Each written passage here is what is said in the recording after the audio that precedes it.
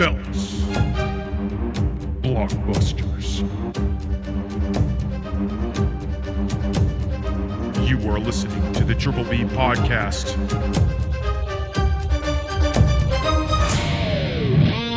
Let's fucking go. Welcome back to Triple B Podcast, Bourbon, Belts, and Blockbusters. I'm Tim. I'm Ryan. And this is the show where we sip on some bourbon cocktail, talk about wrestling, and all things blockbusters. Hell yeah, doggy. Episode 23, man. Episode 23. We got our cocktail of the week for this episode. We're using last week's Old Forester, the Prohibition style 1920 edition of their bourbon. And we're doing a cranberry bourbon smash, which explains the nice dark red color. We wanted to, it's our first cocktail episode of November. We're rolling into the holidays real quick, and we wanted to do some holiday. Yeah, exactly. Do some holiday themed drinks. So, like we said, we got the cranberry bourbon smash. It's 1.5 ounces of bourbon, 1.5 ounces of fresh orange juice, a tablespoon of jellied cranberry sauce, tablespoon of honey, 1.5 ounces of cranberry. Did I say cranberry juice already? Nope. Okay, 1.5 ounces of cranberry juice. And then we muddled that all together, strained it into the glass with our nice big ice cube, and then we topped it with ginger beer. Hell yeah, man. And I'm going to be honest with you, that was my call with the ginger beer. The original recipe I read called for ginger ale, and I said, we're not peasants. So we went with ginger beer because that's for the classy motherfuckers. And yeah, we're going to jump on into this bad boy right here.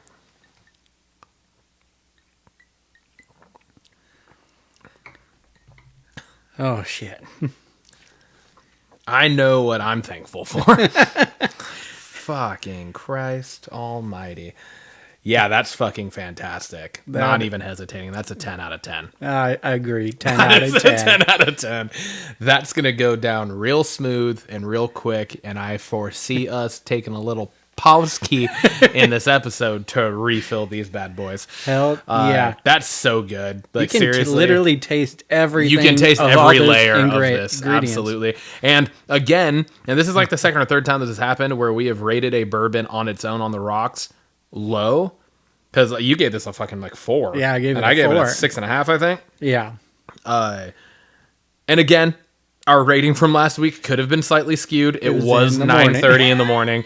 And we're drinking a 115 proof bourbon on the rocks. So could have been skewed slightly. But we both said after that episode that we thought that this could be another good one with a cocktail. Yeah. And lo and behold, this is fucking fantastic. It really is. So, that's right up there for me with the mint julep.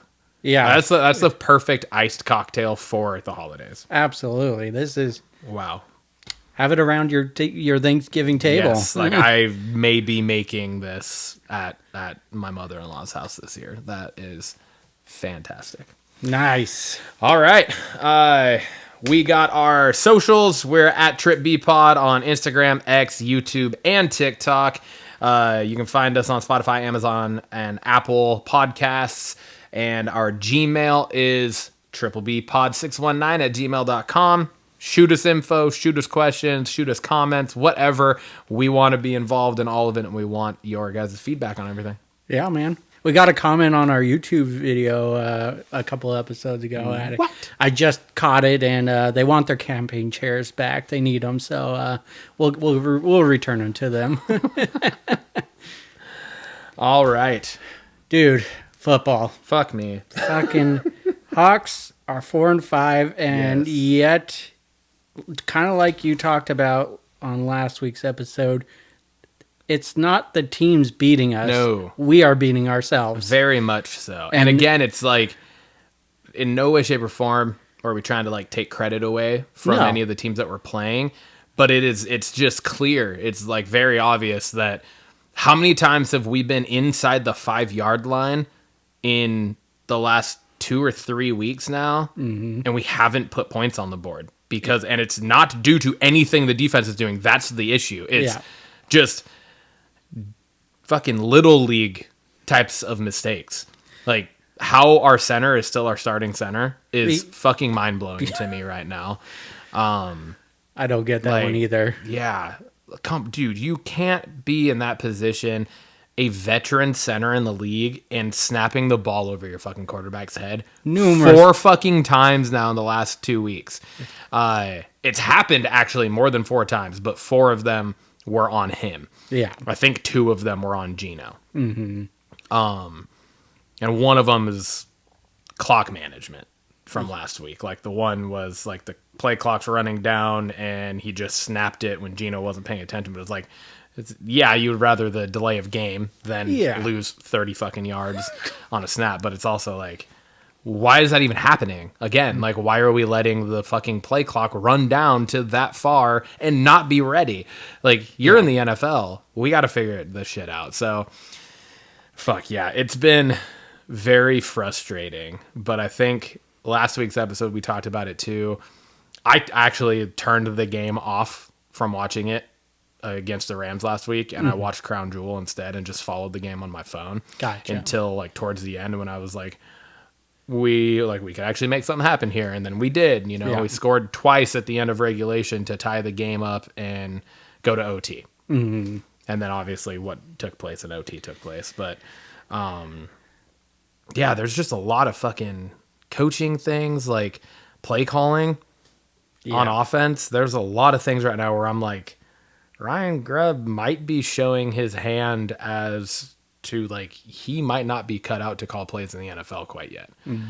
Like what he was doing in college with the Huskies was great, but it's a whole other fucking playing field and a whole other level at the NFL. And part of me is like, I think it's kind of showing because it's 4th and 6 inches in overtime. And we go for it, which I'm fine with. 100% I'm good with that. Mm-hmm. But then you run like a sweep. It was essentially a sweep. It was an wide off tackle run. Like, just give the fucking ball to should have just QB sneaked it. Well, that or at least if you're going to hand it off to your running back, don't have him take the longest fucking route to get there. Agreed. Like, go from fucking downhill and let him just try to run somebody over. Like, at that point, like, if we do that and he gets stopped, I'm good with it. Yeah. It's like, all right, good. You're not head scratching. Yeah, good on them. But now I'm like, the fuck kind of play call is that? Why are we running an off tackle thing? Yeah. Like I would have been more happy if they would have done a play action with K9 looking like he's going to run straight down and then just dump it to a tight end that leaked out. Yeah. Like something like that. But I don't know. It's there's a lot of things. Clock management, fucking McDonald throwing his first challenge flag of his NFL career against that catch that Cooper Kupp, clear as fucking day catch on the sideline. Like, I was so confused at whoever's upstairs telling you to throw that challenge flag, fire them immediately. Like seriously, like that is a call where it's like, what the fuck did you see? Yeah. Because everything, and I know that they don't have the same camera angles that we do as viewers, which honestly at this point is like, why the fuck not? They should have every camera view possible. Yeah. But it's still just like, what the fuck? I don't know. There's a lot of stuff that needs to be worked out. And I think it goes back to what I said last week was, as a fan base, we got to come back to earth and just get back to preseason thought processes before we started 3-0 and just be like, we're not that good of a football team right now. Yeah. When we put it all together, we're a good football team. Yeah. But we're making so many mistakes that it's like hard to argue that we're a good football team. So the Rams always play us hard, so I won't take any credit from them. But some bright spots: Jackson Smith and Jigba shined. Balled out, dude. Was for having Metcalf out, like he stepped up 100%. Was like, feed me the ball and I will fucking make shit happen. What a game he had! Goddamn. So that was awesome. Our defense is doing just a tad bit better. It's the first time we've held an opposing run game under 100 yards since week 3, I think it was. Mm-hmm. Like week 2 or week 3. It was either the Patriots or the Dolphins. It's probably the Dolphins because we held them like 3 points. Yeah. So it was probably the Dolphins. So yeah. So that was nice to see. And now we get our bye week, which I think we need more than anything right now. Absolutely. Hopefully get some guys back. We're looking at hopefully getting DK back after the bye. George Fant should. I know he left the game against the Rams, which is why we ended up with Gerald in there. And I mean, he's a rookie. He played really well the week before against Buffalo, but then he ended up going in against the Rams, and he had a lot of head scratching penalties and stuff that were drive killers, because it was like you have like 3 different times, I think, in Jigba caught like a 20 or 30 yard pass on 3rd and long to get into Rams territory, and we fucking give it up, right? And yeah, so, but hopefully have George Fanton back. Lucas is still a few weeks away. I don't know what's going on with Trey Brown. I don't know if you've noticed that, but he's been available, but he's been like a healthy scratch for the last 2 weeks. Mm-hmm. So I'm wondering if Josh Jobe kind of took his place, because Josh Jobe balled out. He balled out. Called it for the practice squad and fucking played really well all 3 weeks now. I think he's played. So yeah. Cody White, the receiver. Cody White, yeah, dude. He really fucking, too. yeah, he did also. Came up with some clutch catches there. Yeah. So that was some promising things. Yes. And, again, we just got to be along for the ride. It's going to be a bumpy ride. Yes, it is. Like, our highs are fucking high, but our lows are like fucking put my fist through my TV low type of thing, because it's just so frustrating. And again, because it is us just shooting ourselves in the fucking foot. Yeah. Twice in back-to-back weeks, 2 different times we had the ball inside the 5 and came up with no points. Yeah. No points. 4 fucking red zone. Not even just red zone trips. It's not even like you're inside the 20. You're inside the fucking 5-yard line. 3 of them, I think, we were at the 2. Yeah. And guard steps on Gino's foot on 4th and goal from the 2. We fucking snapped the ball over the head on fucking, that might have been fourth down against the Bills. He throws a fucking pick 6. He throws another fucking interception, which that one was how the fuck there weren't wasn't a defensive holding call on the tight end, because the Rams defensive end was bear hugging Barner. Mm-hmm. But whatever. We're on it for too long. We need to just move on. It's the bye week. We get to breathe this week. We don't need to be fucking... Well, I get to breathe this week. We don't need to be frustrated. You still have to watch the Titans, but... see how that goes. But yeah, so bye week, the best thing we can hope for right now is that they figure some shit out and we get some guys healthy. And we can start hopefully playing football the way that they have showed us 4 games that they can play football. Despite everything, we're still in the mix of things. So fuck yeah, dude. I mean, the whole NFC West. The Cards are 5-6. The Niners were on bye last week, so they're still 4-4. Yeah. The Rams are now 4-4. We're 4-5. So it's we're in last place in the division at the moment, but we also everyone has to play a game this weekend, and we're not. Yeah. And also, we're like a half game out. We're just like a half a game behind the 3 other teams. So exactly. Yeah. All right. Well, wellness journey check in number 6, Timmy. Got some bad news. Did you go up? I gained a pound. I did too. It's been a rough 2 weeks. Same. I am making excuses for it. I should just make the time, and I didn't make the time. I did have some work stuff to work on, but that's on me for pushing it too far out, and just not making the time. So that's on me. And the scale showed the results in that, but you know what? We're still coming down. Yep. And I know I can bounce back from it.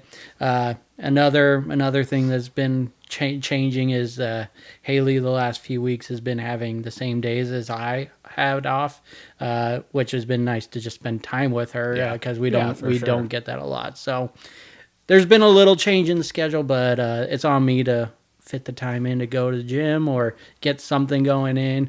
The eating aspect of it, nothing crazy. I'm not like eating unhealthy by any means. It's just I didn't get to the gym and I could feel it. And so not disappointed, but would love to keep seeing that ride down, so I'll bounce back these next 2 weeks. Yeah, I'm in a very, very similar boat. I had both the eating and the gym side last week were both against me. I hurt my groin on Monday last week, fucking playing in one of my classes. which I just got to stop fucking doing that. But it's hard. It really is hard because I'm like, I'm still a fucking kid at heart. Yeah. And I'm like, I'm an athlete. I can do this stuff. I just overdo it sometimes. And I'm like, that's where I need to find my line is I don't need to be out there fucking putting kids through the spin cycle playing flag football and juking and fucking doing all this stuff. But I hurt my groin spinning. Yeah. And I scored.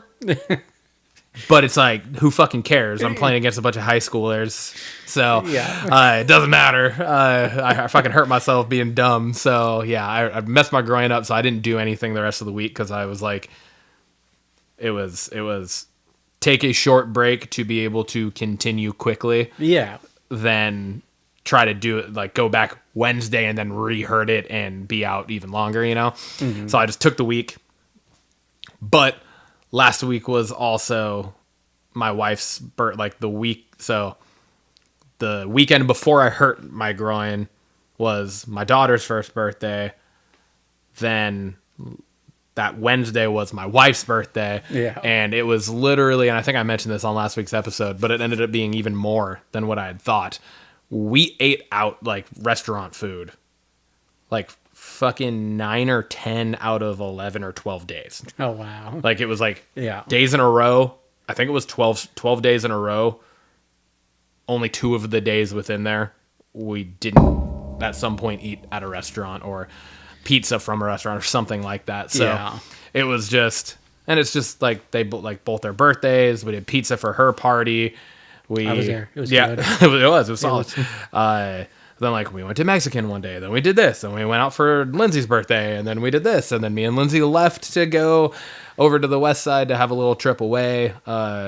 Her first time being away from baby for the night and stuff. So like we ate dinner out, we went to lunch, like we went to breakfast the next morning, like all of it. It was just like, holy fuck. And like I had felt that, and I feel like I'm still like, fuck, I'm just dragging from all of that food. So both those two things, I went up, and some of it I'm sure is like water weight and that fluctuation as well, because it's like 1 to 2 pounds of a jump either direction isn't like huge. So like that's part of where I'm like whatever. But the scale had me about 2 pounds heavier. I was at 232.4, I think was what I weighed in this morning. And I was like, I kind of fucking expected that. Yeah. But so those were the obstacles, which some of them are just life, some of them are me doing dumb shit, and some of them are just excuses. But successes, good things are, I went back to the gym this week. Good. I was at the gym twice, and I played pickleball on Wednesday morning. And I'm just going, especially now that Lindsay's wrapping up her Monday is her last real estate class. Oh yeah, so like our schedules will get back to kind of normal. We'll be going to bed earlier,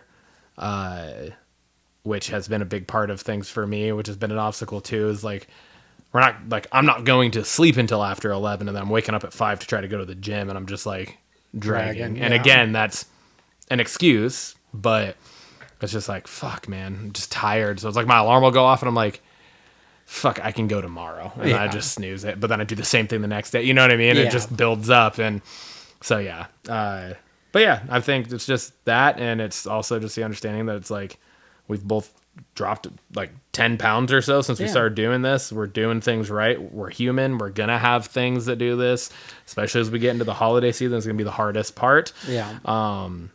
It's going to ebb and flow. And hey, it's our first wrong direction. Yeah, you know, exactly. And we did it at the same time. Yeah. So perfect. Yeah, exactly. You know? Like, cause I know, like, I would have felt like shit if you dropped 2 pounds and I went up, and I know you would have probably felt the same, vice versa. Yeah. So, you know what? We're still doing it, and it's all good. We're going to get back on it. Hell yeah. Rocking and rolling.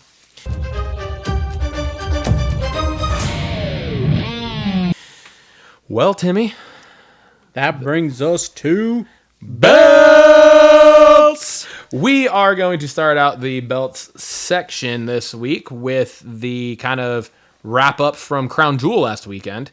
Yeah, we didn't do a bonus episode. Yeah. We had life in the way of that, but we're here to talk about it now before we get into the what do you want to talk about. Yeah, absolutely. We did our predictions last week, and we'll just rehash those real quick.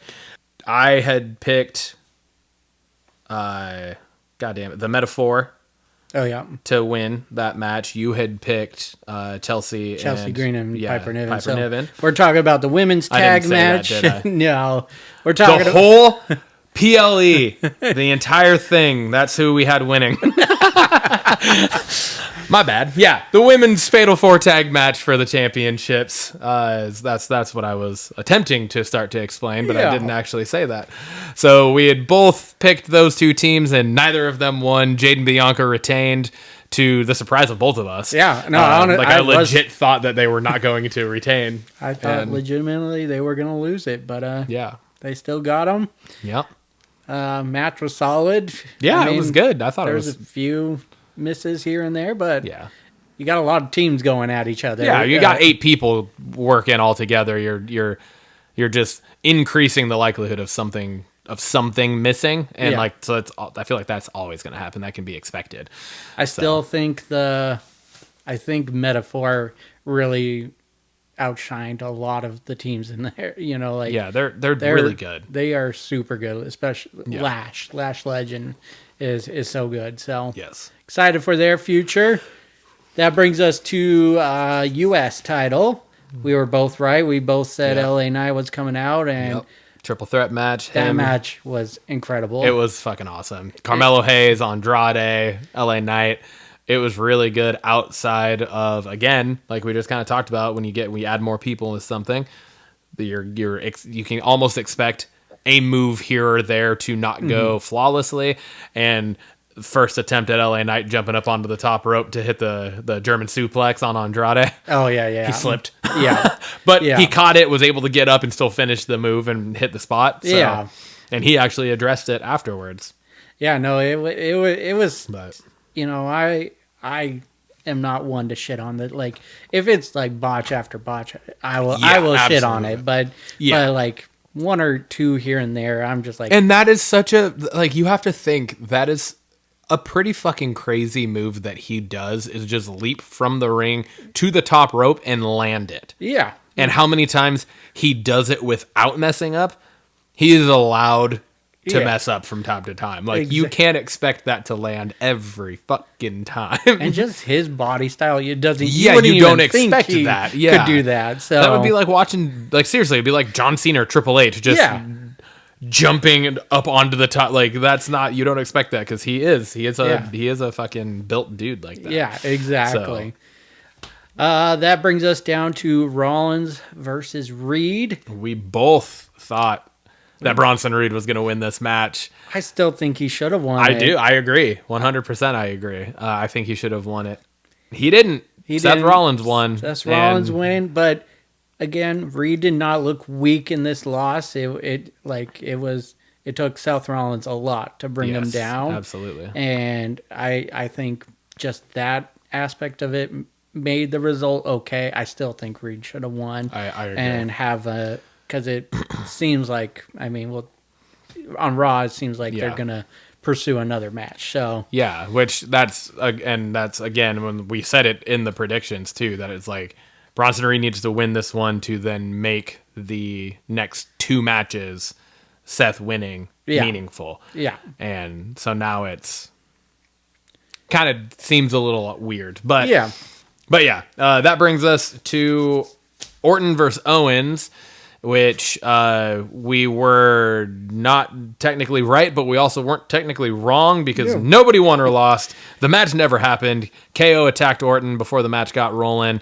They brawled. They both hit each other with some shit, but it ended up really with KO elbow dropping Randy Orton through some tables up in the crowd. Yeah. So we got no match there. No. I thought it was a cool brawl, but kind of disappointed it wasn't a match. Yeah, same. I was bummed that they waved it off. Yeah, but whatever. They should have just came out and go, "This is Falls Count Anywhere match." Yeah, right. Like, that would have been feed into dope. It, right? Yeah, exactly. That would have been sweet. That gets us to the 6-man tag, Bloodline versus Bloodline solo, and you were correct. Jacob and Tama against Roman, Jay, and Jimmy. We both thought that the new Bloodline was going to win this match, and lo and behold, the new Bloodline won this match. Yeah. Part of this match I don't know what's going on. It's just the taping's probably throwing it off for me because of SmackDown not being really Friday night last week, but they were all raising the ones on SmackDown Friday. Seemed like everything's on the same page, but then you get to the match and Jay's not tagging in Roman. I know, and he's coming out separately, which I'm good for because the reaction to Jay's entrance is so just, like we said, he's so over right now, and his entrance, like, you're not gonna just have him go back to coming out to Roman's music, right? Yeah, so like you can't do that. The crowd probably would have rioted. Yeah, they would have gone fucking crazy. But it felt very confusing just because they were not on the same page. 100% agree, because, and we talked about it last week's episode, was they had that moment in the ring where Jay laid this all out and was like, if but essentially like this, and this, if you're good with this, and this, we're good. Yeah. And Roman responded. He said yeet, like, and then they put the ones up, and it was like, all right, seems like they're all on the same page. We're good to go. But then it was Jay who was the one that was like then creating a little bit of the tension, which seemed unnecessary. It was like a plot hole, right? Yeah. Where it was like we had talked about, we thought there was going to be tension going into the match, but then there wasn't, but then there was during the match. So it was like, if you're going to do that during the match, if you're going to have him do that during the match, then don't have the fucking, the little love fest in the ring the night before, right? Exactly. Like, it doesn't make any sense. So yeah, I had the same thought where I was like, what's going on? Yeah. Like, this shouldn't be happening, or this only should have happened if Roman would have responded negatively to what Jay said. Yeah, exactly. Right? Yeah. Because then it would have been Jay proving a point, like, you don't run me anymore. Like, you don't own me. Yeah. I'm my own guy. I can do what I want. Yeah. And that would have made sense then. Like, storyline, that would have made 100%. Fucking 100% sense. But yeah, it was confusing for sure. I think the right team won, though. I think it just furthers Solo being this big heel guy. Yep. We get Sammy coming out to save the day because the new Bloodline was beating down the OGs, and Sammy comes out. We don't know which side he's on, but then goes in for the hug. I loved that fucking that moment, because I was legitly like, "Fuck, is he gonna turn?" I was like, are we getting the Sammy turn right now? And then he fucking goes for the hug and hits. And just, bam. Yeah, I was like, oh, that was a dope moment. Then we get an inadvertent haluva kick to Roman. Yeah, Solo ducked the Superman. Is it inadvertent? Yeah, but we'll find out later on. Yeah, or will we? But yeah, so we end up with kind of a interesting final sequence for that match. Yes, for sure. With Jay kind of having to separate Sammy and Jimmy, because Jimmy's confronting Sammy for kicking Roman. Roman's down and confused. Sammy leaves and just walks up the ramp like, fuck this. I was trying to help. Yeah. I'm out, type of thing. So exactly. That's where we leave with that. We get the women's Crown Jewel Championship between Nia Jax and Liv Morgan. Yeah. And I was right. You were right. Liv Morgan won. I was wrong. I said Nia Jax. And I was not a fan of the majority of what took place here. I thought the match itself was fine. Yeah. Like, Nia and Liv, that actually was better probably than I thought it was going to be, just because Liv versus Nia is not a very realistic, like, believable matchup, right? No. Like, probably one of the least believable matchups. But it was still good. Yeah, I enjoyed the match in and of itself for what it was, but it was all the rest of the extracurriculars and everything that was taking place. Yeah, I 100% agree. I was into the match until everything started going down with Tiffy's cash-in attempt was not really done well, I don't think, even. No. And then Raquel and Dom getting involved is just like, we've seen this a million times. But that is it. I mean, Liv Morgan's our first Crown Jewel Women's Champion, so. Which I'm cool with that. Props to her. Yeah. Like, I'm good with that. It was just, Yeah. It's honestly the Tiffany Stratton angle that I'm the most frustrated about with this, and we'll talk a little bit more about that later too. Yeah. But yeah. So Tim was right, I was wrong, and that brings us to the final. Yep. We got Cody Rhodes versus Gunther, and we both thought Gunther was going to win this one. Thought he needed it a little more, but that wasn't the case. Cody wins it, and they put it on the face of the franchise right now. Yep. So, the match was solid. Really good match. I loved everything about. I thought this was what we were going to get with Randy versus Gunther last time. I thought it was going to be a little quicker, kind of like this, and it wasn't that way. But solid match. Yeah. I like that it was Gunther's sleeper hold that cost him in the end. Yeah, you know, same. It was a good twist. I liked it. Funny thing about that, I missed, like, I think I was feeding Laney or something when I was finishing that match, and I missed the actual pin. Oh, gotcha. And so I was like, oh, fuck. I was like, cool, Cody won. But I was like, how the fuck did he do it? Because I saw Gunther lock in the sleeper hold. So I was like, what happened? Yeah. And then it was like, every time, they showed the replay, I think 3 times, and I missed it all fucking 3 times. And I was just like, I fucking missed it again. Lindsay's like, just watch the fucking TV. And I was like, and then it ended, and I was like, they didn't fucking show it again. God damn it. So, like, I had to actually, like, go online to find it just to exactly see. Because, like, I was able to sum it up. You know, I was able to come to the conclusion of what happened, but I wanted to actually see it. Yeah. But I was just like, motherfucker. Mm-hmm. But, yeah, so that was just funny for me. But, no, the match itself was fucking awesome.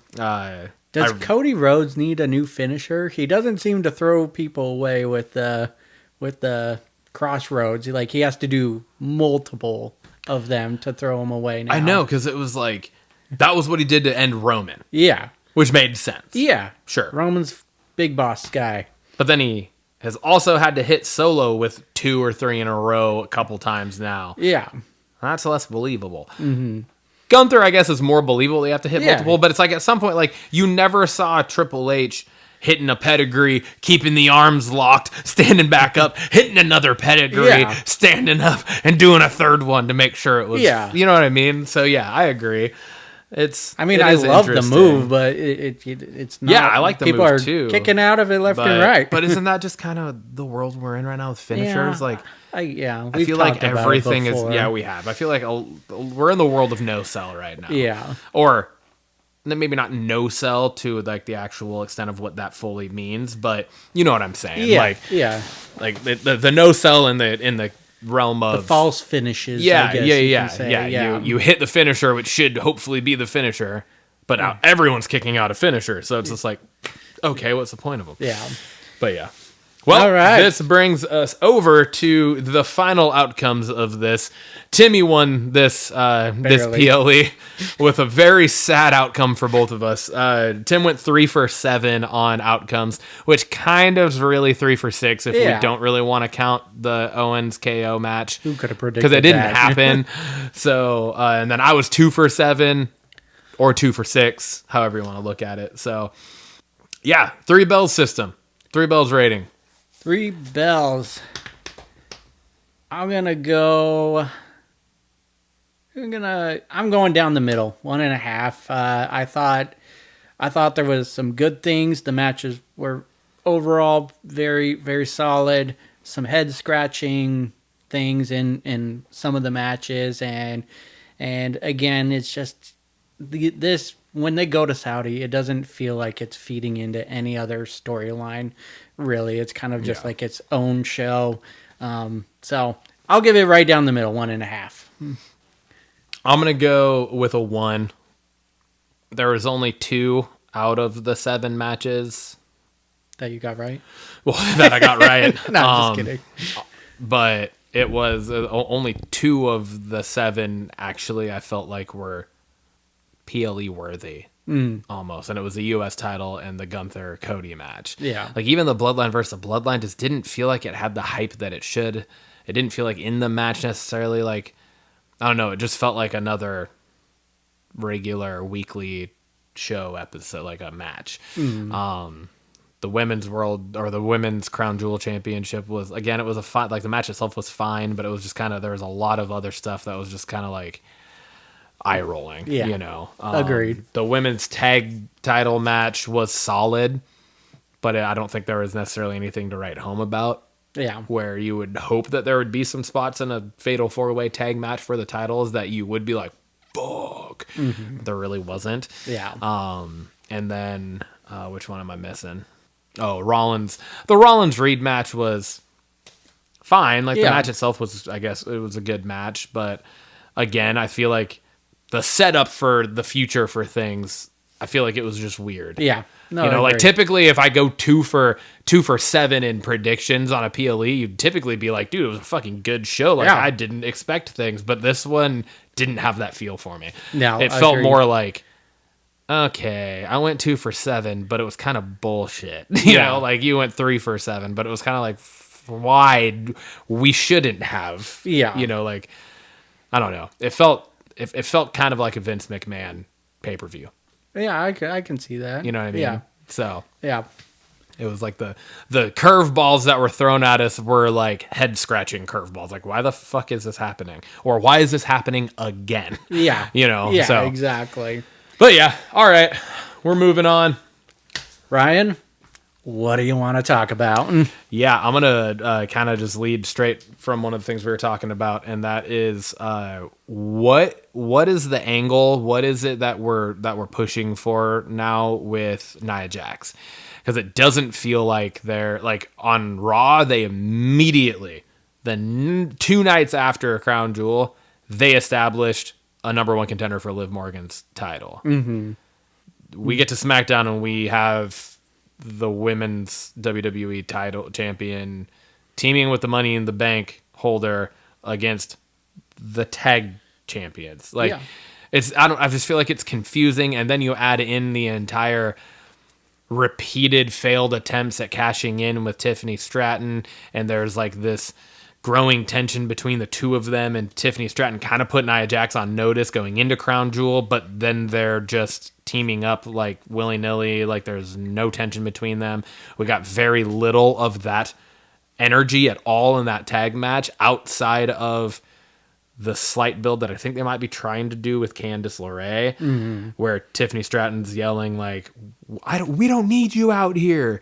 But then Nia comes to Candice LeRae's rescue. Yeah. So like there might be a little bit of that, but still I'm just like, I don't get it. I don't understand what's going on.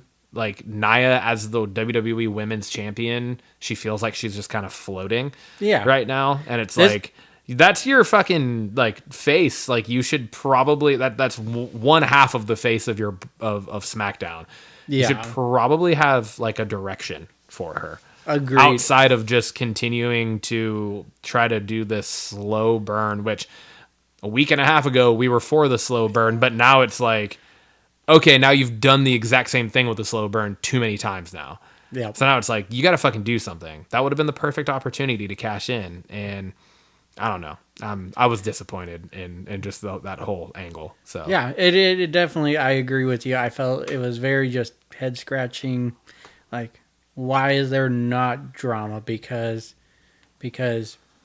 last week she's saying you're not safe, I might be cashing. She comes out and interrupts the match and could be cashing in on you, and you're just Tifferson on just on SmackDown, like nothing happened, and teaming up, like you said, maybe the Candice LeRae, they're just gonna come in between, but who are we to say, you know? So yeah, just, definitely head scratching.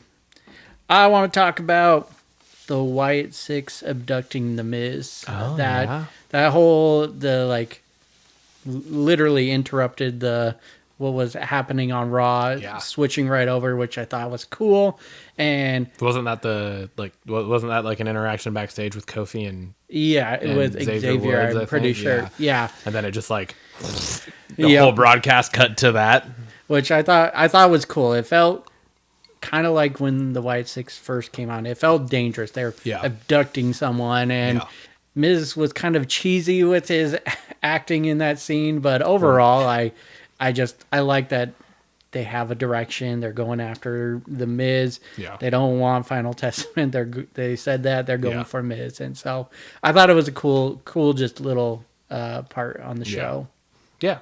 Same. Yeah. I thought it was a nice kind of needed. And again, we've talked about the Wyatt Six a lot, and just the idea of whatever they're going to do next. I hope that they like nail it, because it could quickly go south. Yeah. With this type of character building attempting. But I think this was like perfect. Yeah. 'Cause, like, this gives Miz an angle also to continue to feed into his recent heel turn, and then the Wyatt Six gives them a target, and it just I was like, all right, I'm good with this. Cool. Yeah. And it's not the same, oh, lights go down, fog comes up, Nikki Cross shows up, and then the rest of them come out. You know, this was new and different, but in the same vein of all their video packages and stuff. So, yeah. Agreed. I thought it was good. Thought it was awesome. Bro, Io Sky Oh yeah, is the number one contender for Liv Morgan's title. this match is gonna bang, dude. It's gonna be fucking awesome. It's gonna be really so is gonna good. be fucking awesome. I loved the fact, and I kind of already alluded to it. I loved the fact that it was like no wasted time. This is like a SmackDown move, like recently, because like SmackDown's, I feel like it's kind of obvious that in recent months SmackDown has been the like workhorse show each week. They've had stronger shows. And I felt like this was something that like Nick Aldis would do, is like set up immediately, like, we're getting a fucking number one contender for your title. And, but man, that was Adam Pearce coming out and laying down the fucking law. Let's go. And that was a fucking awesome match too. It really was. Yeah. The battle royal. Like, I was like, okay. Typically I'm like, women's battle royals tend to turn me off a little bit, because most of the time the over the top rope doesn't work very well for them. No, yeah. Right? Like, they're just not big enough to easily go over the top rope like the dudes are. So it's like not as believable always. They did a really fucking good job of most of the eliminations and stuff in this match. I thought were actually really well done and planned out and thought out. So I was content with it. Yeah. I think they did an awesome job of not making it obvious who was going to win that match. I like the thought little. it was going to be Lyra. Yeah. Like, they added enough drama in there. I was like, oh shit, could Bianca or Jade win? And then they got pulled out. But no, I thought it was well done. Io Sky, I put her as one of my favorites from one of the eras that we did in that press belts question of the week. So really excited for Io versus Liv. I think it's going to be a great match. So yeah, and she was world champion, but wasn't it the other? Wasn't it the WWE? Yeah. So she's never held the women's world title. So agree. Yeah, that's cool. It's a little cool change of pace there. Yeah, absolutely. What do you got? I got Damian Priest winning the number one contendership. I'm not disappointed with it, like, because before Crown Jewel, he was confronting Gunther, going, after this, I'm coming for the title, which I thought, hey, he gets a rematch. He lost the title. Yeah. I know that rematch clause is very loosely used now, but I thought he already had it, so making him win a number one contendership, I thought, was maybe a waste. But Dom really shined in this match, I thought. He did, for sure. He's kind of coming around. Like, I think even the crowd is kind of getting into him right now, too, and not just booing him for the fun of it, but also, like, just appreciating what he's doing in the ring. And absolutely. He kind of really carried that match, I thought. He was a big part of. Yeah, well, I mean, they came back. They come back from that one commercial break, right? And he's all of a sudden taken over, and then he fucking withheld the entire time until he got knocked out of the ring, and then Bronson Reed came out. Yeah, and then that whole angle of him playing it like kind of playing coy and possum. He's like hiding from Bronson Reed until Bronson Reed destroys everybody else, and then he goes for the fucking win. I thought that was perfect. Yeah. So I was like, are they gonna have Dom win this fucking match? I legit was like, what the fuck is going on right now? Because I was like, but that also kind of would have made sense with how much shit everybody talked about Dom throughout that episode leading up to that match. Yeah. Like, yeah, there's 3 really good competitors in this match, and then Dom. And like there was like 3 or 4 different people said something along that same line. So I was actually like, dude, they might actually have been setting up this whole time for Dom to win this match. What the fuck? But then obviously it didn't happen. But God, the South Dom takes a great South of Heaven. Oh my God, yeah, he does just every single time. Yeah, well, and that's I think I've said this before on here, but JD or Finn taking it, looks so devastating because they're short, and so that looks like they go so high. Dom looks like he goes even higher, and he is much taller than both of them. Yes. So like it's pretty wild to watch him take that, but he does it. He takes it so fucking good. I'm actually like I'm kind of here for the Priest winning this match. Sheamus didn't really make any sense to me. Yeah. I thought he did really well in the match too. I thought he did really well, but I'm just like storyline wise, like, yeah, he's actually been on a pretty good win streak recently too. Like it or hate it, whatever. Mm-hmm. But I was just kind of like Sheamus versus Gunther. I'm sure it would be a good match. They had the triple threat match, Drew, Sheamus, and Gunther, and that tore the house down. Yeah, that's true. But I don't know. There was just something to me where I was like, obviously I don't want to see Dom versus Gunther. I didn't really care to see Sheamus versus Gunther. I was like, Seth Rollins, Gunther, that would be a fucking good match. Yeah. Damian Priest, we already know Damian Priest and Gunther can put on a good match. But this time there shouldn't be, I would hope at least, there shouldn't be any Judgment Day involvement. Yes. Yeah. So, which would be kind of like the nice thing, where I'm like, I'm good with this, because this will be like, give us the opportunity to have them just have a straight up fucking match, which they're going to do it's going to be a fucking awesome match. Yeah. And there won't be, even though we loved the outcome of that match because of just everything that was going on at that time, it was the breakdown of the Judgment Day, and like everything happened on that show, and that we were like, fuck yeah, it's happening. Yeah. But now it's also going to be like, okay, cool. It's going to be sweet to watch them do this match where it should hopefully just have a clean finish. Absolutely. So, agreed. Yeah. I also had Priest the number 1 contender. So I will jump to my next one. The announcement of a women's U.S. title. I got that. I was like, let's fucking go. Like out loud this morning. I was like, what the fuck? That's dope. And Lindsay was like, what? And I was like, they just announced a new like mid-card women's title. Like they've never had that. So yeah. I was really excited for that. I thought that was cool because that gives, that's I feel like that's just kind of an ode to where the women's division is and has come from and is going. But yeah, no, I'm with you, man. I when that was announced, I was just like, fuck yes. I got chills, man, because I just talked about it last week. My banger of the week was NXT. The women's division is just rocking down there. They got a lot of women down there that I think could come up any day now. And, and there's like Jordan Grace.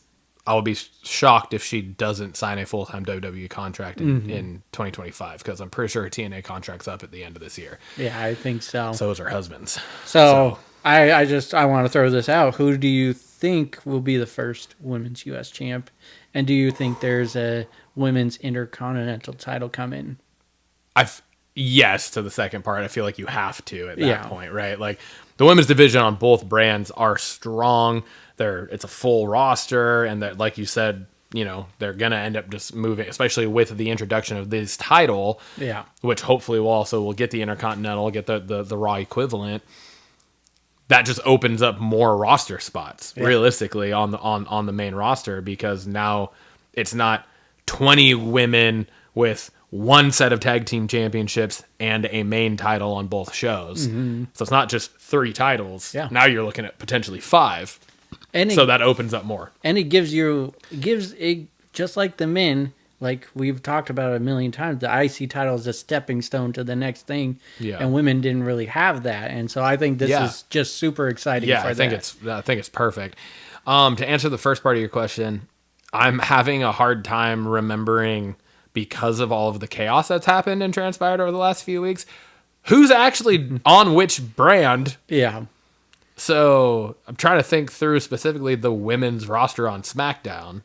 to think of who it would be, because like everyone I'm thinking of is all Raw. I think like Lyra's Raw.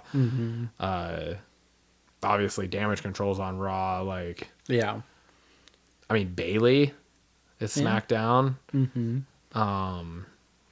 Candice LeRae, Chelsea Green, Chelsea Piper Green. Niven. Oh yeah, they're SmackDown too. That's right. I would honestly kind of be cool. I would kind of actually be excited if they somehow made it end up like doing like a little tournament for it and have the finals end up being Bailey versus Candice LeRae because of the history that they have together all the way back to the indie scene. Yeah. And like Bailey kind of surpassing Candice career wise, and Candice feeling like Bailey is below her type of thing. Like that could kind of be a cool thing to then potentially put one of them over. Yeah. So my thought or who I want to be is Meechin. Meechin would be a good, awesome yeah, that would be good. women's U.S. champion. So. Yeah, they should do a fucking women's hardcore championship. That would be awesome. But yeah, no, yeah, I could see Meechin too. See, and that's, again, I forgot, like, I was totally having a hard time remembering who the fuck's on which roster because they've done so much blending over the last, which to a point, as I'm like, stop doing the draft. Yeah. Just have two fucking shows. Yeah. Have two fucking shows. They come out anyway, so. Yeah, like they're all interacting with each other, so whatever. But my next thing I want to talk about is the pile driver. Yeah. KO giving Randy Orton a pile driver.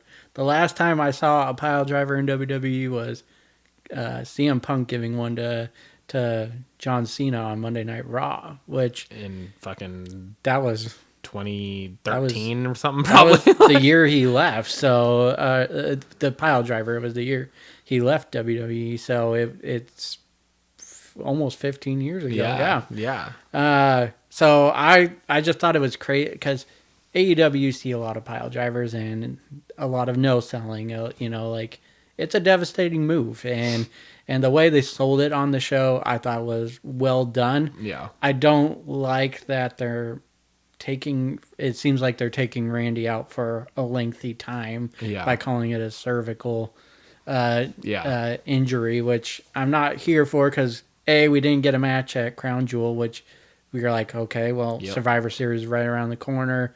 That's got to be it. And now this. So I'm wondering if there is potentially something actually wrong with Randy. Mm-hmm. And so they were trying to protect him in certain ways, maybe. Like, hey, if you can take a few bumps and then we'll put you on the shelf again to get better type of thing. Like kind of like what they did with Seth with Bronson Reed, right? Because he wasn't fully healthy, but they put him back in this CM Punk, Drew McIntyre situation and then get him just fucking squashed by Bronson Reed to go back on the shelf for a little bit to fully heal to come back good. Maybe it's something like that. I don't know. But I guess it opens up Cody because it seems like because he went with Randy on the ambulance, it would just make sense if Cody goes after KO now. Yeah. For the next feud. So for sure. Keep him away from the bloodline. So yeah, that was my thoughts on that. Yeah, I liked the magnitude of the moment though. Like they made it seem like a big deal, and seeing that move in WWE is a big deal. So this is more what I was looking for last with the chair week. Shot. With the chair, if that happened that week, that was the exact first thing that came to my mind. I was like, "There's the moment Tim wanted. Like that's the moment right there. Should have been before before Crown Jewel." But, yeah. So. No, I thought it was. I liked it. I liked the idea of using a forbidden move or whatever as this whole heel turn character situation that's going on. I would have liked it more if it was the true pile driver. Yeah. Yeah. I you know what agree. I mean? Yeah. Like, obviously, I don't want to see that because that move is actually super dangerous. Mm-hmm. Though the way they hit a pile driver now like isn't nearly as dangerous because you're able to. It's just the way the body's positioned. You're able to catch it and brace for it. Yeah. The other way, the other person, like the one that broke Stone Cold's neck, you can't brace for that. Yeah. But you can brace the other way, facing the other direction. You know what I mean? And it's like the fall back, like that KO does, right? So, I get it is a kind of forbidden move. He hits it. So I like that angle of it. I do still wish I kind of have that same feeling you had with the chair shot, though, where I was like, it didn't look as devastating as I wished it would have for the way they played it off, if that makes sense. But, but yeah, I only got one thing to talk about left. Bloodline. Like always. Like always.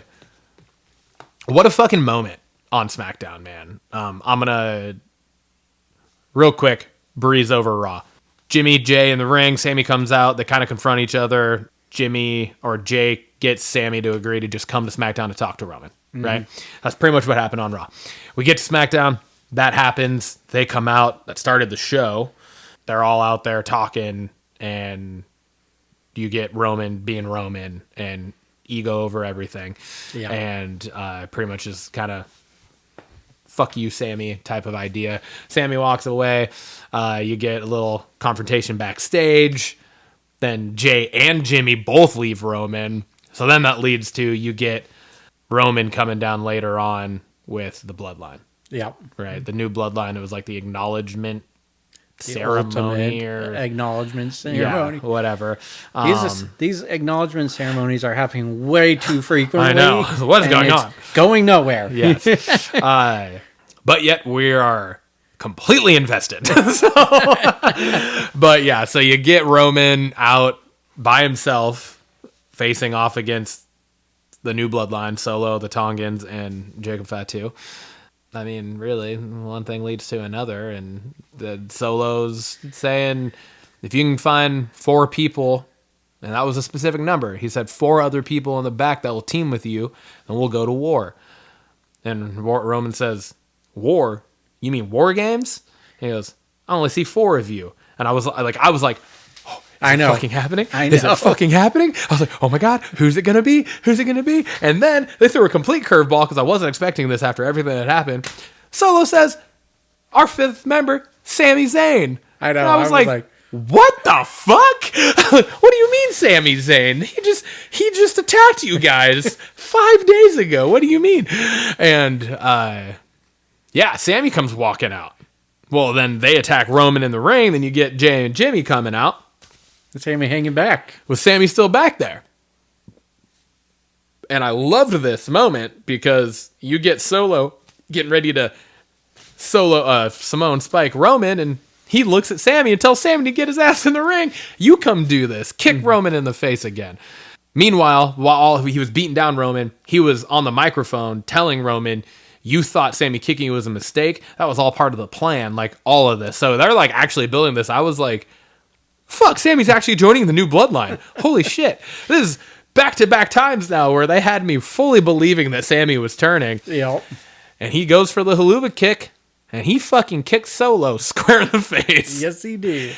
And yeah, that was fucking awesome. And then the whole thing turns. Mm-hmm. He sets up for Roman to hit the spear on Solo, hits it, and we got a fucking really dope fucking moment to close out SmackDown with all 4 original Bloodline members in the ring. And they're all talking.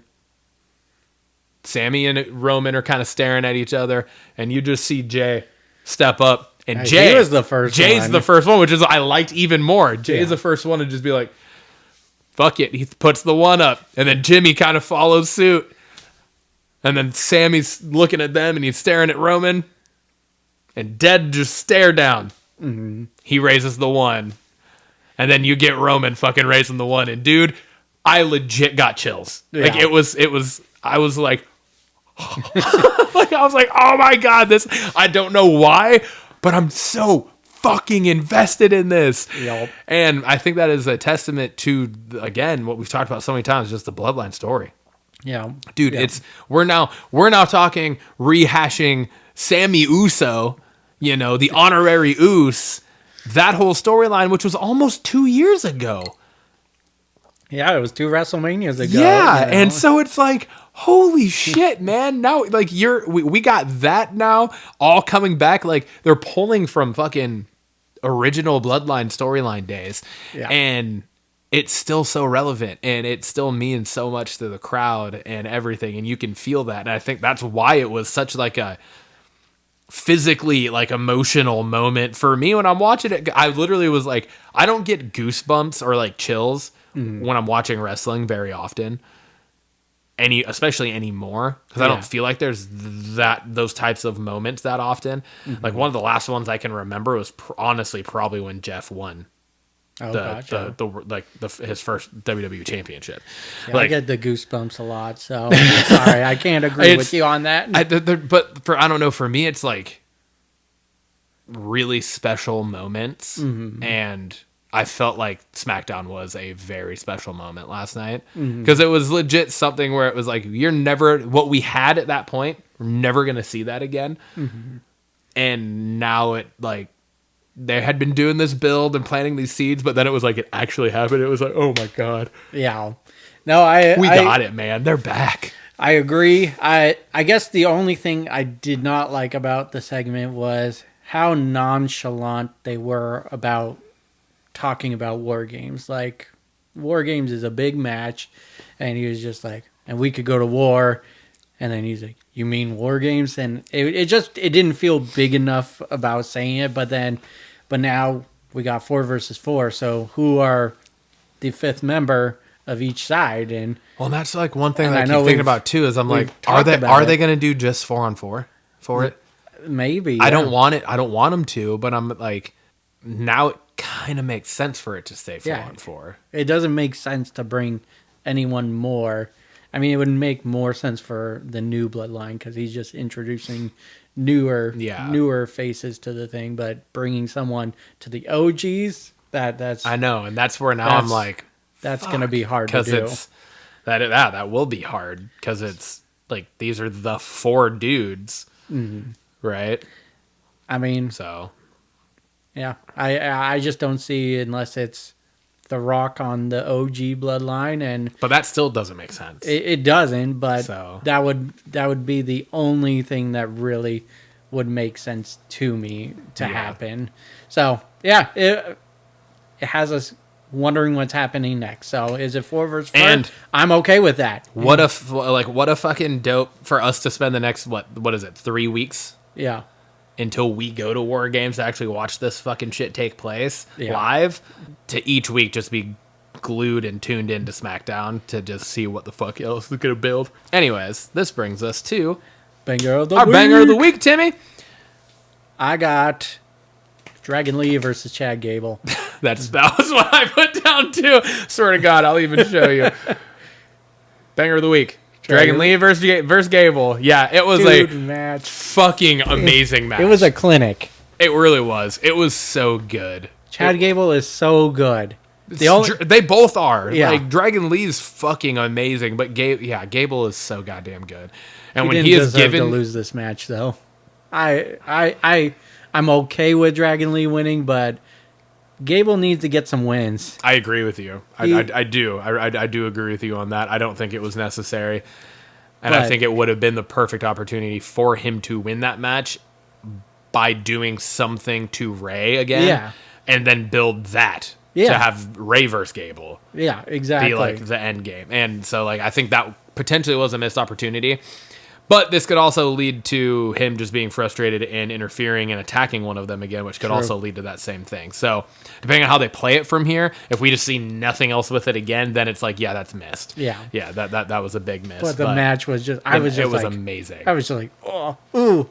And yeah, it was incredible. It was back and forth. It was fucking high octane. Like, it was so good. It is everything you want in a match. So yes, absolutely. Like, that was. It's called Banger of the Week, but that has potential to be the match of the fucking month, and we're only on the 9th day of November. That's true. You know what I mean? So like, that was such a good fucking match. So, yeah, man. Belts question of the week. I posed both belts questions this week. First one, taking it back to the old days of WWE. not even just 2K games, really. I think it was SmackDown vs. Raw at some point had creative finisher on there. I think so, yeah. And they have since, I guess, not taken it off, but it's not the same. Mm-hmm. Like, you used to actually, like, full-blown be able to create a finisher. Like, each movement you were, like, putting different pieces together, which was a cool... It took a while, but it was a cool function of the game. Yeah. Not quite the same now, but nonetheless, creative finisher. If you were a WWE superstar, Tim, what would you want your finisher to be? I already know at one that you're going to say, I'm assuming. Well, maybe. I don't know. I only created one, and it's a new one because... Oh, okay. So it's not the Intimidator. You already know about the Intimidator. Okay. That's what I was going to say. Intimidator. Intimidator. Oh, I get it. I always got it. I've taken it a couple times. No, I went fresh on this one. I'm going to call the move Seeing Red. RT Red. Seeing Red is the move call. Okay. And what it is a reverse curd angle slam. Like going back into a cutter. Oh, fuck. Oh. Show me, Timmy. I said on the thing, use toys to show it. I got Kurt Angle here. That's perfect. I love it. I want to see it. I want to see it live in action. So, use the wrestlers. That's what we got them for.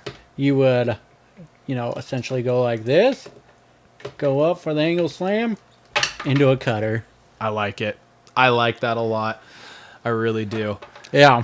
I call it Seeing Red, and that's my new finisher. All right. Because I haven't seen that one. We've seen the Intimidator. Now, I know. It is no longer fresh. So I am going to. This is actually kind of weird. I have two. Okay. One you may have already known.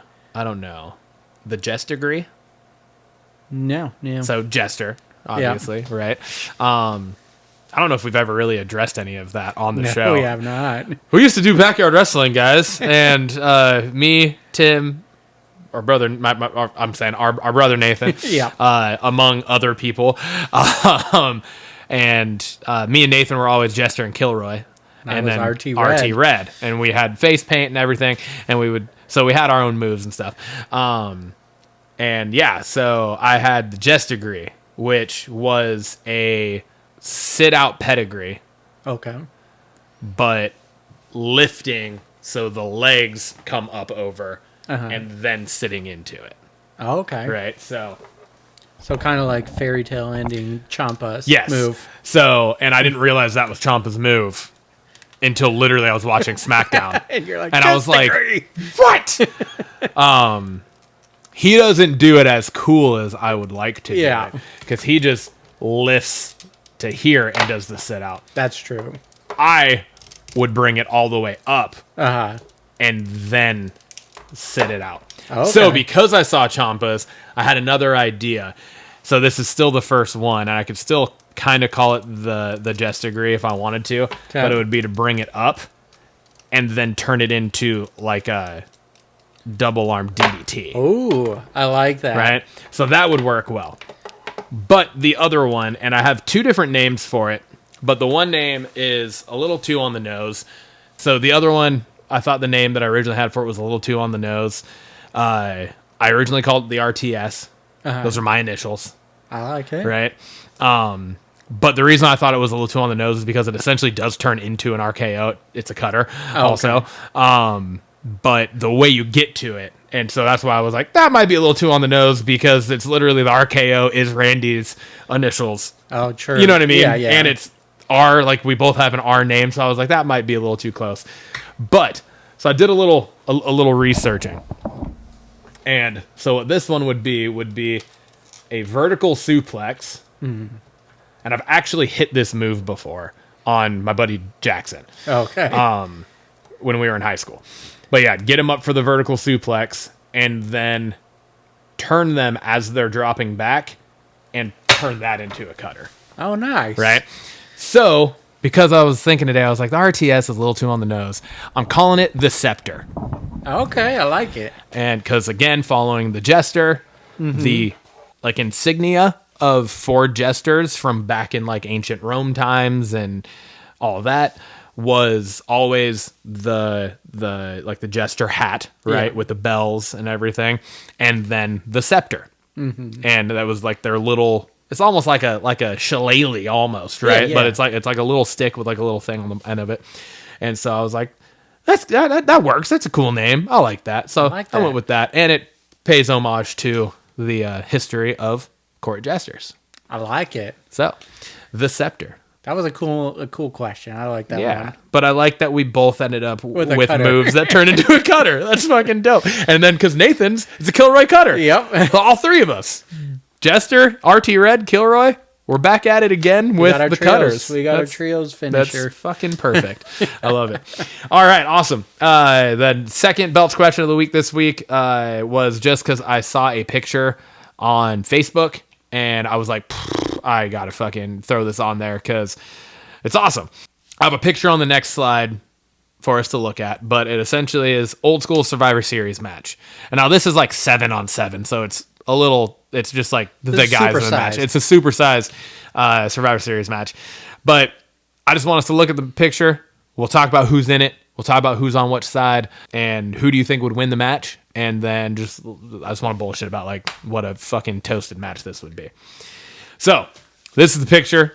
On one side, it's WWE versus WCW. Let's just start with that. Yeah. Okay. And on the WCW side, you have Hollywood Hogan. You got Big Papa Pump, Scott Steiner. You got Nature Boy Ric Flair. You got the Icon Sting. You got Booker T, Diamond Dallas Page, and Goldberg. The faces of the place. Yep, exactly. They're literally the faces of WCW. Then on the WWE side, you have Y2J Chris Jericho, Kurt Angle, Mick Foley, Mankind, Stone Cold Steve Austin. You have the Brothers of Destruction, Kane and The Undertaker. Of course. And you have the most electrifying man in sports entertainment, all of entertainment now, The Rock. So, who do you think would win this match, Jimmy? Well, we got to go Team WWE. They're going to win. Yes, absolutely. I think that's obvious. Yeah. Just the star power. I mean, the star power on both sides is fucking off the charts. Yeah. Let's be real and be honest there.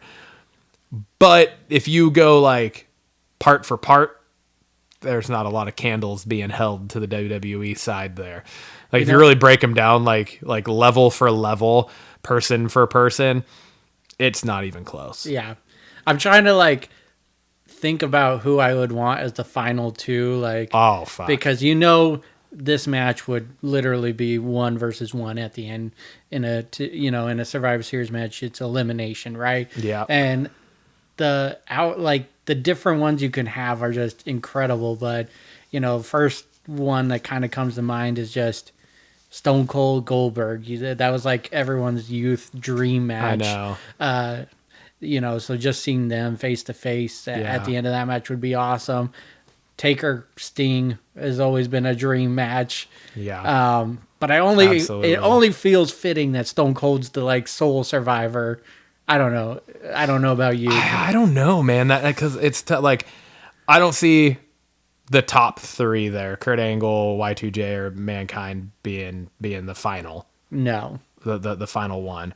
Probably not Kane either. No. You could definitely see Taker, Stone Cold, or The Rock being the final for sure. And then I feel like it's really Goldberg, Hogan, or Sting would be the final. Yeah, exactly. For WCW. Yeah, fuck the final. I didn't even think about that when I posed this originally. Like it wasn't even on my mind. So typically in a Survivor Series, they're kind of like is multiple feuds just paired up. So who would you pair up? Like for example, I'm gonna say Stone Cold, Hollywood Hogan. They're a feud, and then we'll go Taker Sting. Yep, Taker Sting. I would go Rock Goldberg. Yep, I would go Ric Flair and Mankind. They got history together. Yep, Taker and DDP. Ooh, okay, yeah. No, sorry, not Taker. Kane and DDP is what I was saying. It was what I meant to say. So I already have Taker and Sting. Kurt Angle, but no, I would go I would go Kurt Angle, Papa Pump, Y2J, Booker. Yeah. Yeah. No, I agree with that. It would be a sick fucking match. crazy. That would be a sick match. It would be so cool. I think fucking, God, if it wasn't Stone Cold, like the final two. Yeah. If it wasn't Stone Cold Goldberg or Taker Sting, I would honestly go The Rock and DDP. Really? I think DDP, would be the huh? next one. I always guess had at a the soft time- spot for Diamond at the Dallas Page. I don't know why, but I always really liked DDP. I guess if this is WCW like Dream Team, so if I got to take out his WWE stint, which wasn't great. So yeah. So but okay, that was because of Vince. Yeah. Like Vince squashed almost every WCW character that came over outside of the guys that were already originally with him and Booker T. Yeah. Like really, it was like Booker T was like really the only true WCW guy that came over and broke through and was successful. Because he was never in the WWE before, right? No. He started in WCW. So yeah, he was really the only one that actually had like a true legit good run. Yeah. And like to this day is still a part of the company. You know what I mean? So exactly. God damn. Yeah. That's a really cool scenario, and yes, it is. It would have been awesome. To I see stuff like that. I see stuff like this all the time too, so I'll keep pulling them and bringing them in. There's one specific page I follow on Facebook, and I don't use Facebook very often, but every now and then I'll get on and scroll, and when I do, I see like 7 or 8 straight posts from the same page where I pulled this. So they have good questions and stuff like that. So I like it. Hell yeah, man.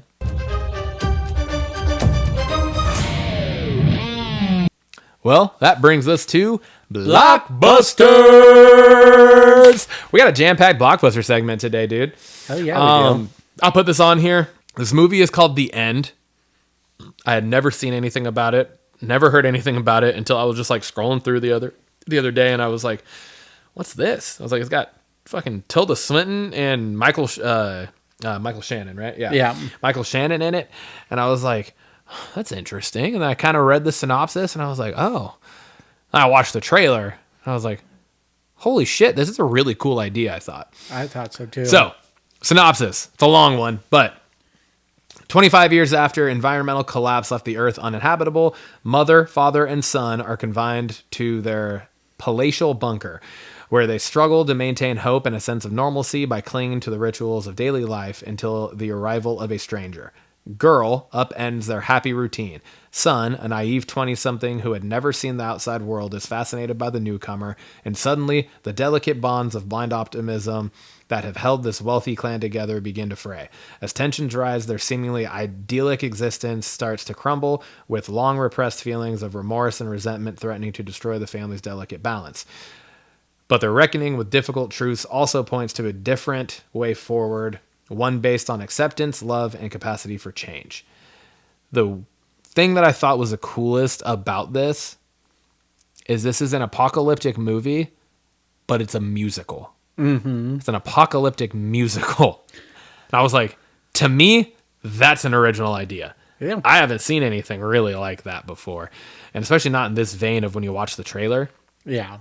The very kind of darkness and edginess that you kind of get within it, but then there's the musical numbers, which it's very like, woo, that's like a roller coaster. It felt like through the trailer. So I was like, holy cow, like there's a lot going on, and just had me intrigued. I agree. I thought, we were just talking about how we like the post-apocalyptic movies, and here we are again talking about another one, but with the twist of it being a musical. And I got the same feeling. It was just like it has like this dark tone, but then the musical numbers kind of bring that up. Yeah. So definitely, I'm a fan of musicals, and this one it definitely has me intrigued for it. So I don't, off the top of my head, remember when it's coming out, but it's directed by Joshua Oppenheimer, who also did The Act of Killing and The Look of Silence.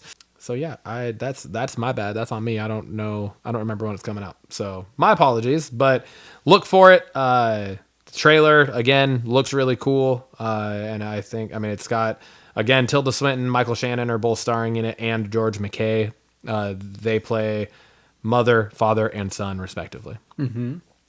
So. Yeah. Heck yeah, man.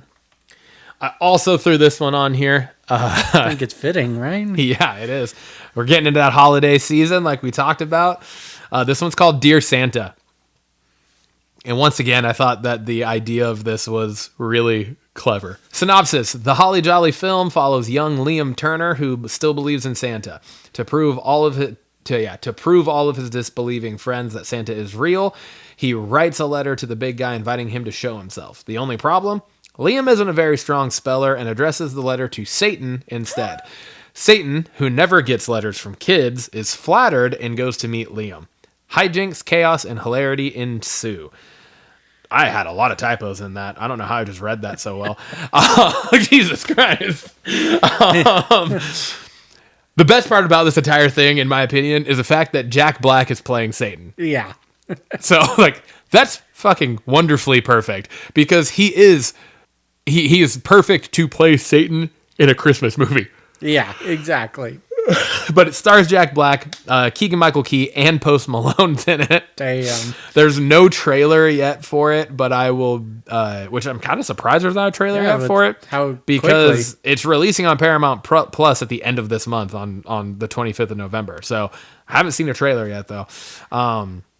But the movie is said to be a like feel-good, family-friendly movie because obviously when you have Satan involved in things like that can turn people off. But it is my thought behind this is almost kind of like it might be a like the Grinch type movie, right? Where it's like you have the antagonist that the kid then tries to turn good type of thing. I don't know if that's actually what'll happen, but it sounds like they purposely put that out to and like marketed this as this is a family-friendly movie. It's not a horror movie, nothing like that. Like it's a comedy, type thing. So I thought the idea of that was really clever, though. Yeah, no, I think you're right on the nose with that. I excited to see Jack Black in just more things. He's always fun to watch and I think you're 100% right. Him playing Satan is just a perfect match. And he could easily play Santa. Yeah, 100%. Right? So like that's why I'm thinking of it. He has the holly jolly belly. He's got the beard. Like he could easily play Santa, but he's playing Satan in a Christmas movie. So it's like I feel like it's like a very good combination. Maybe it's because you're right, because he kind of got that look. Yeah. Maybe the kid is thinking all along, this is Santa, but he's really Satan. Oh, maybe. And it's just kind of like they're just not on the same page throughout the movie. That would be fun too. Yeah. So I don't know. I'm excited for it. I will definitely be watching this. It sounds and looks good to me. Exactly. Good cast and everything. So we got some Marvel rumors, Timmy. Yeah, just Marvel rumors. I guess news. One of the first things that caught my eye was Moon Knight might not be getting a second season, which when I first saw the article line, I was like, no, it was such a good show, and I was excited for what was to come. But they're saying it might actually get a full length movie now, which I'm here for. What about you? Yes and no. I like the idea of continuing Moon Knight for sure, because Moon Knight was one of my favorite parts of Phase 4. I loved that show. I thought it was so well done, and I thought the whole story and concept of it and everything, and the way they did it with all of like the psychological thriller horror sequences that they had within it and the elements to that, I thought it was just very well done. And Oscar Isaac in that role is amazing. Yeah, absolutely. I don't know if I like the idea of it being a movie because you can't do as much in a movie. True. Right? Like storytelling wise and stuff, you don't, there's just not enough time. So doing it over, a 6 to 10 episode season, you can get a lot more storytelling and a lot more character development. And with the fact that he has like 3 or 4 different characters that he portrays with the split personality stuff. Yeah. I don't know how well you could portray that in a film. Yeah. As like definitely not as well, I don't think, or as detailed. So agreed. I don't know. I again happy for the continuance of Moon Knight and that character because I loved it. Yeah. Not so sure how I feel about it being potentially a movie instead of a series, though. Yeah. Him being in a movie, totally here for. Yeah. But I would still want season 2 of Moon Knight Yeah. being season 2 of Moon Knight. All right. I can movie, agree with that. know? Other stuff that was coming out this week, Ryan Reynolds is saying the Marvel team is obsessed with Channing Tatum's Gambit character, Yes. and obviously could be a positive sign for him to get his film that He deserves. he deserves, right? 100%. Channing Tatum was great in Deadpool and Wolverine as Gambit. It was a beautiful surprise and a beautiful shock to finally get to see that come to fruition. And it would only be right to, even if it is a fucking one-off, give it to him, man. Let him do it. We want it as fans. Yeah, So. absolutely. And then lastly, apparently Nick Cage turned down making an appearance in Deadpool and Wolverine. No reason was given, but there could be possibility that he is playing the Spider-Man Noir character, and maybe that was part of the, because I think that's Sony's side of things and whatnot. So, but could be making an appearance in Secret Wars, which here for, but it would have been awesome to see Ghost Rider in Deadpool and Wolverine. 100%. Just I think that was really the only missing movie in the Fox movie cameos in the Deadpool Wolverine. That and Ben Affleck's Daredevil.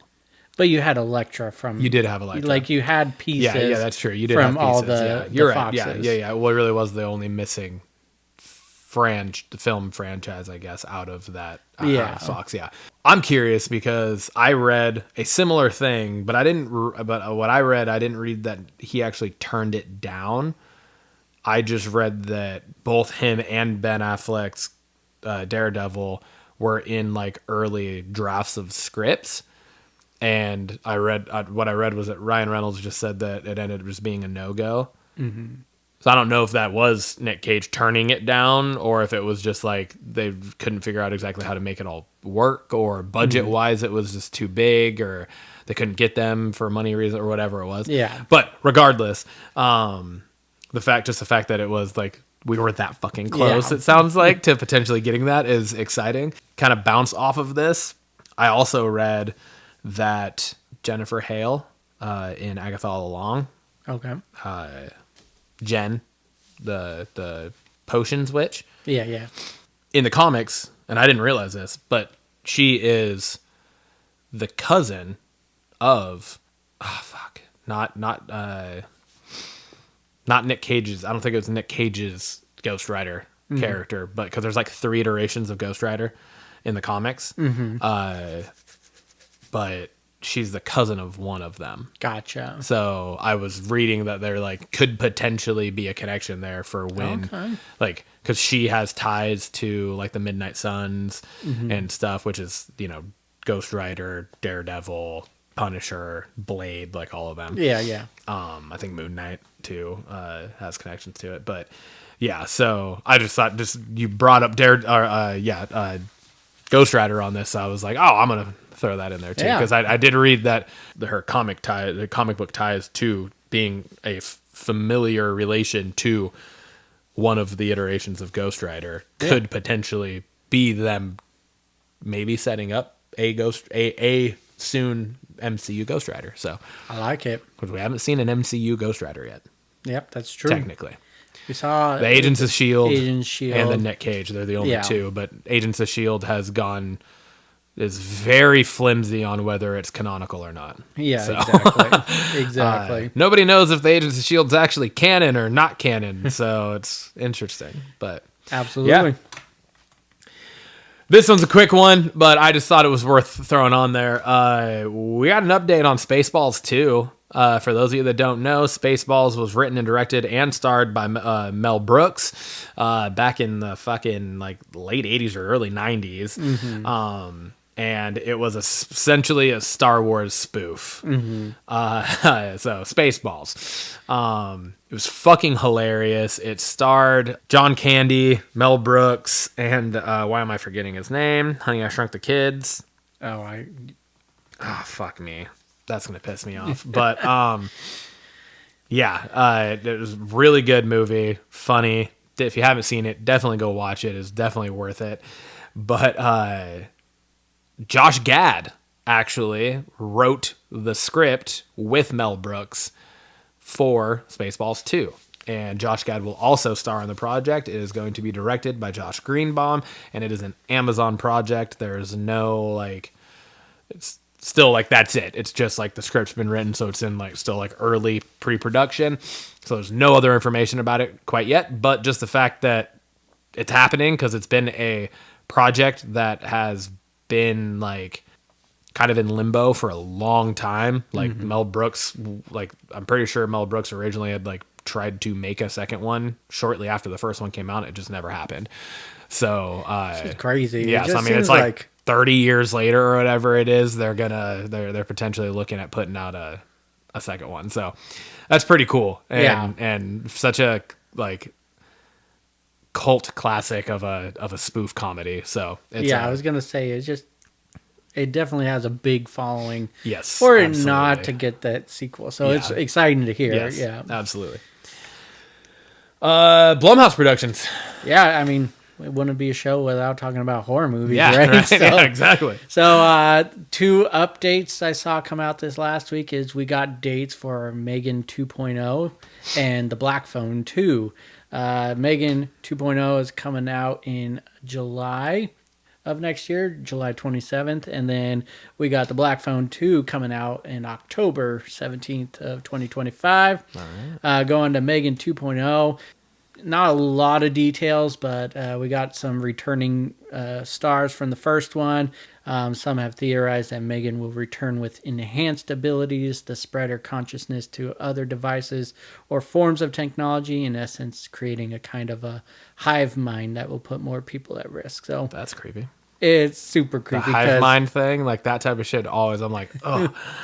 I mean, it's just, that's technology, right? Yeah, it is. Keep doing more things. So excited about that. I thought the first one was, I thought it was going to be too much like Chucky, Child's Play, but ended up being its own kind of thing, and with some similarities. But I thought it was a fun horror movie, and excited for a sequel on that.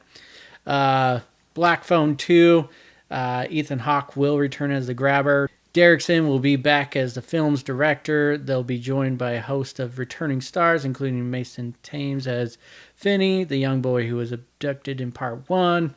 Madeline McGraw will return as Gwen, Finney's younger sister who receives psychic visions of the Grabber's exploits.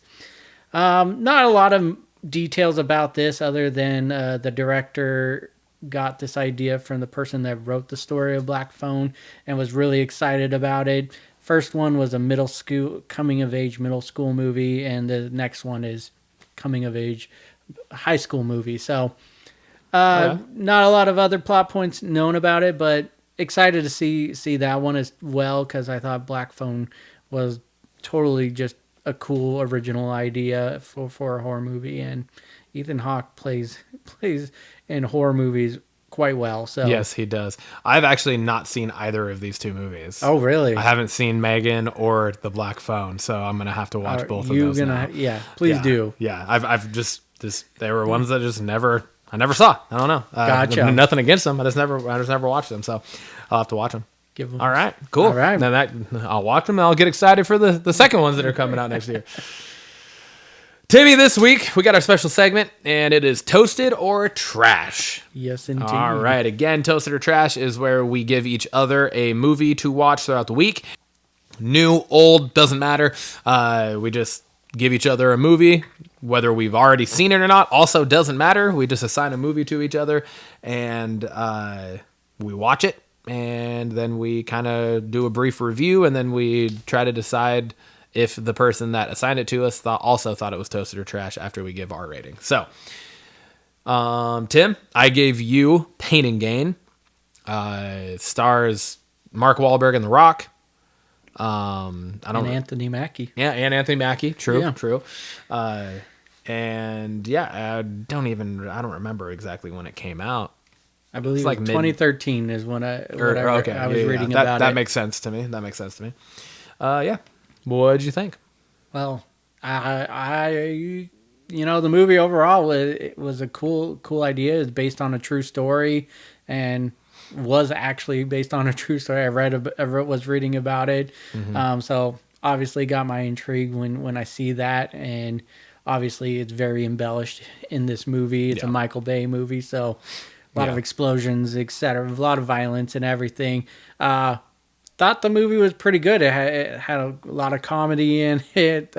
Honestly, thought The Rock, this was probably one of his better roles. I thought of just acting. He crushed the role he was in this. So yeah, I thought it was toasted. Not a strong toasted, but I was definitely toasted. I think Ryan thought this was toasted. I did not. No? No, I did not. I did not like this movie. Okay. And maybe I'll admit, maybe I got to give it a rewatch now, 11 years later. But I watched it when it first came out, because that was one where like I saw the trailer for it and I was like, fucking Mark Wahlberg and The Rock, Anthony Mackie, even, like I was like, hell yeah, let's go. And I did not care for it when I first watched it, and I have not watched it since. So Gotcha. maybe I'll have to jump back into it and give it a go now that I'm 11 years more mature and wiser. But yeah, no, I remember there were times throughout it where I like paused it or whatever and like went and did something else to then come back to it, because I was just like, I'm having such a hard time with this and the story of it, and I didn't think the acting in it was all that great. But again, that was 10 years ago. Yeah. So maybe I got to give it another shot. I mean, I didn't expect you to say you thought it was toasted. It's by no means great. Yeah. It's not great, but I enjoyed it, and I mean, there's a lot going on in it for sure. Yeah. I feel like I felt like I remember like having a hard time keeping up with the story, or like there were like confusing points and stuff like that throughout it. So I never saw a trailer on this movie. I heard about it. Had you not watched it before? This is a first time watch, so good. Yeah. So, and it was on my list of things to watch. I just never got around to it. But again, didn't see a trailer on it, so I just went into this totally blind. I remember reading about it being kind of like along the lines of Bad Boys, with Michael Bay and everything. So, but definitely wasn't Bad Boys, and no. But yeah, no. I didn't hate this movie, and I was into the movie from front to back, and there's a lot of chaos, and that's usually not my favorite thing, but I was okay with it in this movie. So yeah. All right, my movie for you is a brand new movie that just came out this year. Yeah. I chose Blink Twice, starring Channing Tatum. Originally titled Pussy Island. Is that what it was called? Yep. I did not know that. That was the original name for it, directed by Zoe Kravitz. Yeah. It was the original name for it, and then when they brought it to test, because I hadn't seen it before we did this, but I had followed it a little bit. Yeah. And yeah, it was when they brought it to test screenings, the name completely turned off almost the entire female Yeah, I don't think I would watch fan base or whatever you call it, the test groups. Yeah. It completely turned them off of it, even though you get it. Yeah. After watching it, right? You get it, but it so they changed the name. So anyways. But yeah, this was a first time watch for me as well. Yeah. Just because of how new it was, but what'd you think about it? I liked it. I did like it. I thought there were points. It felt very M. Night Shyamalan-esque. There were definitely elements where I could feel that maybe Zoe Kravitz is an M. Night Shyamalan fan and pulled some of those elements into it. Because it had a somewhat similar vibe as what's it called? Midsommar. Oh, Florence Pugh. oh yeah. Is that how you say that? Is that how you say it? Midsummer. But yeah, and it had like some similar elements throughout. I'll just leave it at that. But there were parts of it where I was like, what the fuck? But then there were also parts of it where I was like, whoa, what the fuck? You know? So there were definitely, some twists and turns. I don't want to say too much, obviously, because it's such a new movie and I don't want to give shit away. But there's some stuff I'll talk to you about off camera here. But I had a hard time with this one. It's not trash. I would not classify this one as trash for myself. But I'm having a hard time like tipping the scale to toasted and not just kind of more on the toasted side of down the middle. I'm going to say toasted. And for a specific reason. But again, I don't want to spoil anything, so it's hard for me to explain that. But I am going to say toasted. I'm going to say you thought it was toasted also. I did think it was toasted. Okay. It gave me more vibes of Get Out, Jordan Peele's. Yeah. Jordan That too, Peele's kind for of, sure. Just kind of a big message behind the plot of the movie. So that's immediately what I thought of was Get Out, and I definitely felt that as well. Yeah. Yes. With certain elements and aspects to it too. Yeah. But I was kind of like you, where I was just like, the first part of the movie, I was like, what am I watching? And then you kind of like, once you get through the movie, it all just kind of, then you're like, okay, it makes sense. So yeah. I thought it was, I definitely not a full on toasted, but definitely more towards toasted, not trash. So definitely not trash. I think it was a good movie. Yeah. And like I said, I liked it. I think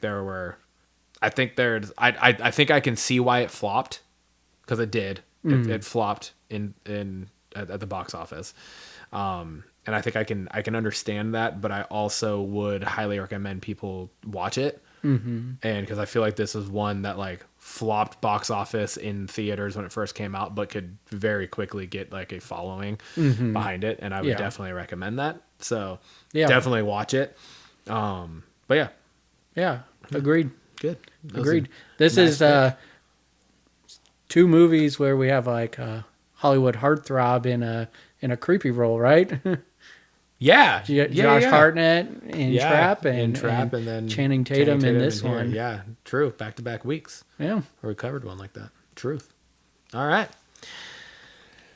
This brings us, sadly, we're back with the Triple B Memoriam Toast.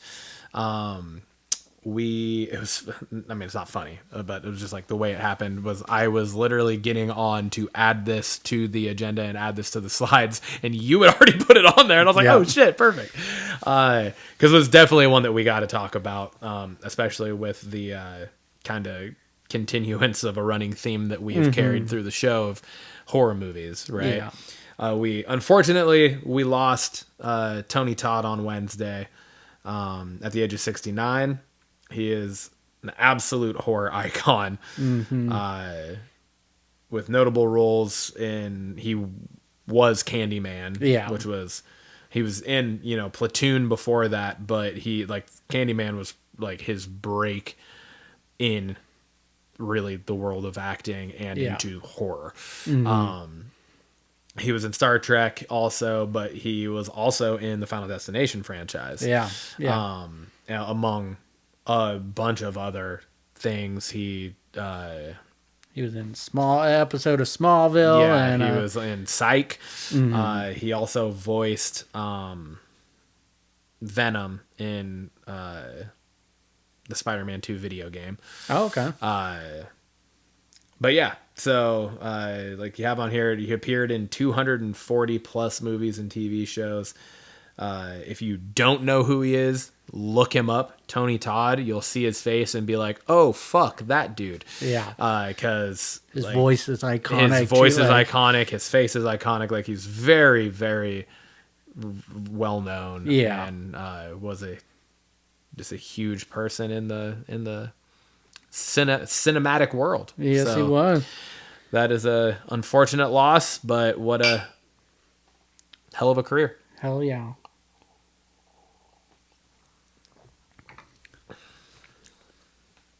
That was straight cranberry sauce. I'm running low.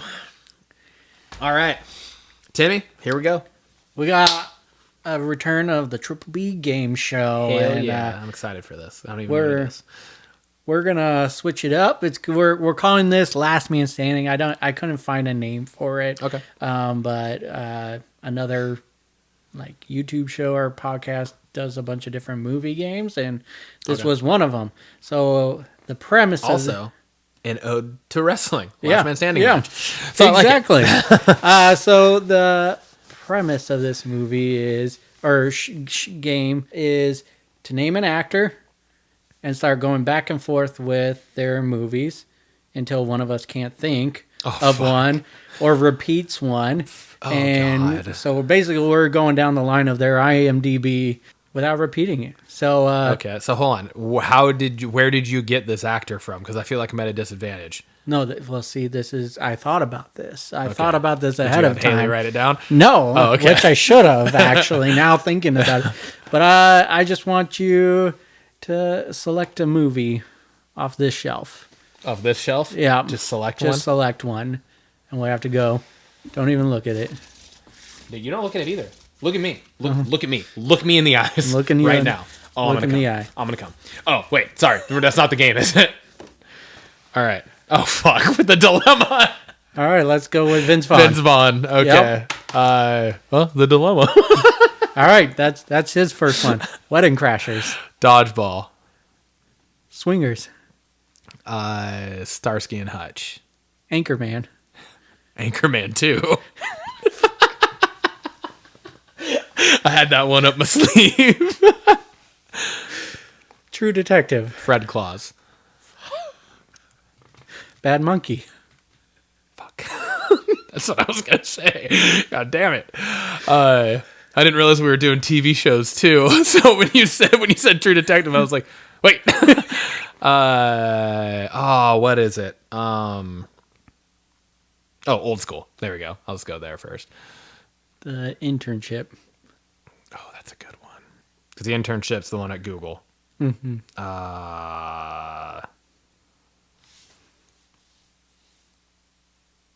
God damn it. It's with Dave Franco and the old guy, and they like start their own firm. Oh, it's like Unfinished Business. Yep, Psycho, Fuck, good pull.